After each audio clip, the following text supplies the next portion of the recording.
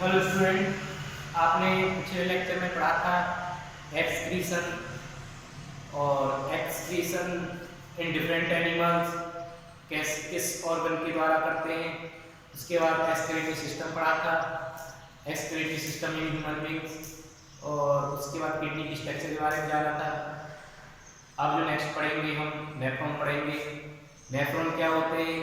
जो यूनिट होते हैं किडनी की, जो 1 मिलियन के लगभग एक किडनी में प्रेजेंट होते हैं, और 1 मिलियन के लगभग नेफ्रॉन जो होते हैं किडनी में प्रेजेंट होते हैं, वो मिलकर क्या बनाते हैं?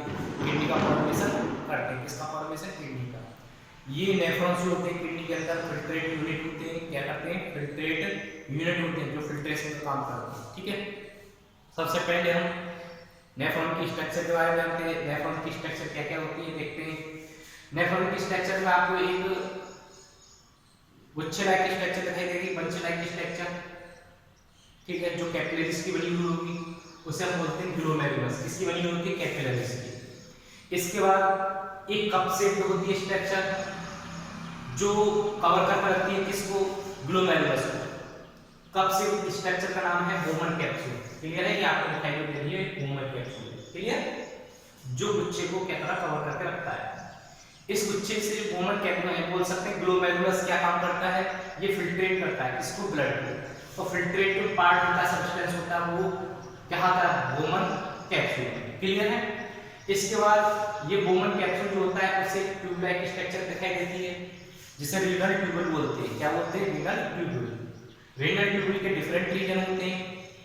प्रॉक्सिमल ट्यूबुल जिसे हम पीसीटी बोलते हैं। उसके बाद एक लिंक दिखाई देती है जिसे डेसेंडिंग लिंक बोलते हैं। क्या बोलते हैं? डेसेंडिंग लिंक। फिर उसके बाद एक एसेंडिंग होती है, ऊपर की तरफ जो चलती है उसे एसेंडिंग बोलते हैं। इसके बाद एक फिर ट्यूब आती है, कर्व ट्यूब या बोल सकते हैं कॉइल ट्यूब। आपको याद रखना है कॉइल ट्यूब के नाम क्या है? प्रॉक्सिमल और डिस्टल। नेफ्रॉन में क्या नाम है? प्रॉक्सिमल और डिस्टल। ठीक है, इस तरीके से आपको कॉइल ट्यूब दिखाई दे रही है जिसे बोलते हैं डिस्टल कन्वोल्यूटेड ट्यूबुल, और ये कलेक्टिव डक्ट में जाकर ओपन हो जाती है। क्लियर है? एक बार हम देखते हैं जो हमारा बंच लाइक स्ट्रक्चर जिसे बोलते हैं ग्लोमेरुलस, जो क्या काम करता है? फिल्ट्रेशन ऑफ ब्लड करता है। क्लियर? जहां से यूरिन का फॉर्मेशन या बोल सकते हैं फिल्ट्रेट सब्सटेंस निकलता है। कहां पर आता है? Bowman capsule. बोमन कैप्सूल से एक कॉइल ट्यूब होती है जिसे प्रॉक्सिमल कन्वोल्यूटेड ट्यूबुल बोलते हैं, जिसे शॉर्ट में बोलते हैं पीसीटी। पीसीटी से होते हुए ऐसे जाता है डेसेंडिंग, डेसेंडिंग से फिर एसेंडिंग, एसेंडिंग से डिस्टल कन्वोल्यूटेड ट्यूबुल और कलेक्टिंग डक्ट। ये जो हमें दिखाई दे रहा है डेसेंडिंग, एसेंडिंग, प्रॉक्सिमल, ये जो होती है हम इसे लूप ऑफ, ये जो हमें दिखाई दे रहा है इसको बोलते हैं लूप ऑफ हेनले। ठीक है, ये जो दिखाई दे रहा है इसको क्या बोला जाता है? Loop of Henle. ये हमें स्ट्रक्चर पूछ लिया कि लूप ऑफ हेनले की स्ट्रक्चर जो होती है हेयर पिन लाइक स्ट्रक्चर। कैसी होती है? Hairpin like structure. ठीक है, अब बात करते हैं, ये तो रही हमारी। अब इससे देखते हैं इसमें ब्लड लेके आती है।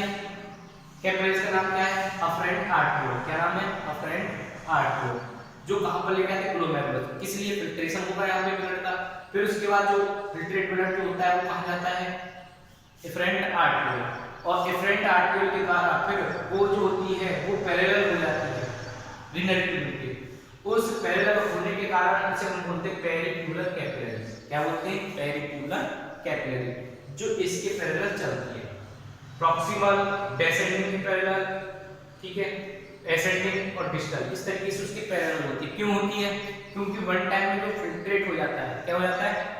फिल्ट्रेट हो जाता है, तो उसमें कुछ आयंस जो ज्यादा हो जाते हैं उस आयंस को मेंटेन रखने के लिए तो वो पेरिट्यूलर जो होती है कैपिलरी होती है, क्योंकि वो रीअब्जॉर्ब कर लेती है। क्या कर लेती है? रीअब्जॉर्ब होती है।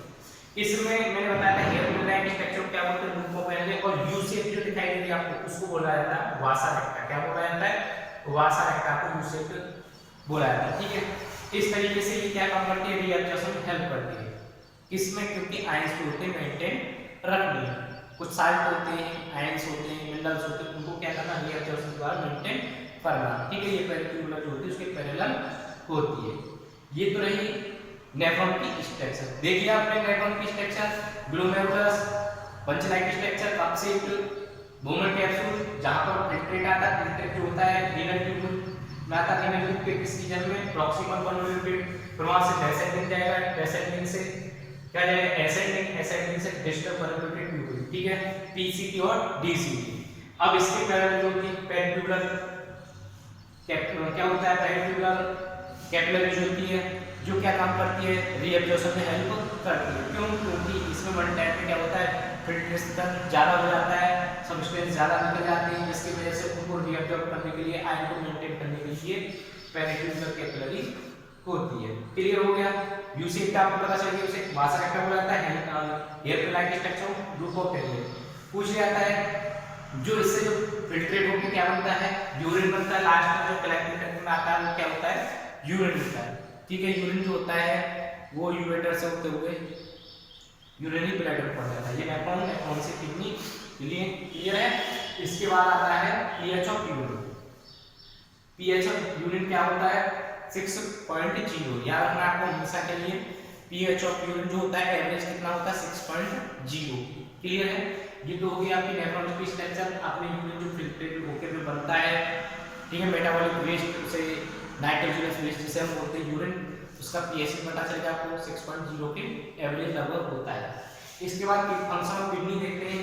फंक्शन ऑफ किडनी क्या होते हैं, excretion of waste and foreign substance, clear हो गया,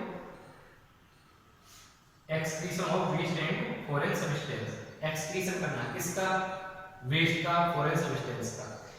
सेकंड फंक्शन है regulation of blood glucose level. ये ब्लड ग्लूकोज जो लेवल होता है किसमें, हमारे ब्लड में, उसको क्या करता है, रेगुलेट करने में हेल्प करता है। कौन करता है, kidney. Third function regulation of blood ionic composition, ion को मेंटेन करके रखना ब्लड में, वो कौन किसका काम है, किडनी का, क्लियर है। इसके बाद regulation of blood pressure, blood pressure को रेगुलेट करके रखना किसका फंक्शन है, किडनी का। रेगुलेशन ऑफ ब्लड वॉल्यूम, क्योंकि ब्लड जो होता है ना ज़्यादा होना ना कम होना, उतने ही वाटर जो होता है उससे रिमूव करना, हटाना, वो मेंटेन करके रखना, वो किसका काम है, किडनी का। ऑस्मो रेगुलेशन में हेल्प करना, ठीक है।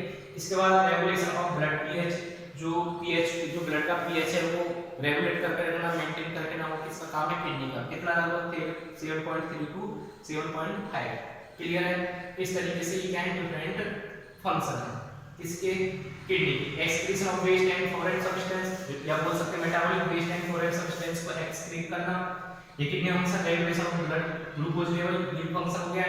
Third function regulation of blood ionic composition, ये भी एक फंक्शन हो गया। रेगुलेशन ऑफ ब्लड प्रेशर, ये भी आपका एक फंक्शन हो गया, किसमें, किडनी का। किडनी के 5-6 फंक्शन है जो आपको नोट करनी है, ठीक है। इसके बाद ये किडनी फंक्शन हो गए। जब किडनी फेलर भी हो जाती है, कभी कभी ऐसा भी हो जाता है जब हेवी मेटल्स जो हमारे ब्लड में बढ़ जाते हैं तो किडनी फेल भी हो जाती है, कुछ ना कुछ जिसे बोलते हैं किडनी फंक्शन करना बंद कर देती है, और उसके लिए क्या होना है, डायलिसिस होना जरूरी है। उस डायलिसिस करने को क्या बोलते हैं, ब्लड को डायलिसिस बोला जाता है। किसके द्वारा किया जाता है, एक आर्टिफिशियल मशीन होती है जिसे आर्टिफिशियल डायलिसिस बोला जाता है, ठीक है। आर्टिफिशियल डायलिसिस जो क्या करता है, ब्लड को फिल्ट्रेट करता है। याद रखना आपको, आर्टिफिशियल मशीन जो होती है उसको बोलते हैं आर्टिफिशियल डायलिसिस बोलते हैं, क्लियर, जो ब्लड को फिल्टर करती है। इस प्रोसेस को हम जब किडनी फेल की प्रोसेसिंग आती है उसे क्या बोलते हैं, जब उसमें हम ब्लड फिल्ट्रेट करते हैं तो वो हीमोडायलिसिस बोला जाता है, क्योंकि ब्लड का फिल्ट्रेट होना। एनी प्रॉब्लम, ये तो रहा आपका किसका, एक्सक्रीशन के बाद नेफ्रॉन्स की स्ट्रक्चर और किडनी के फंक्शन, क्लियर है। अभी नेक्स्ट टॉपिक पढ़ेंगे हम एक्सक्रीशन इन प्लांट, क्लियर।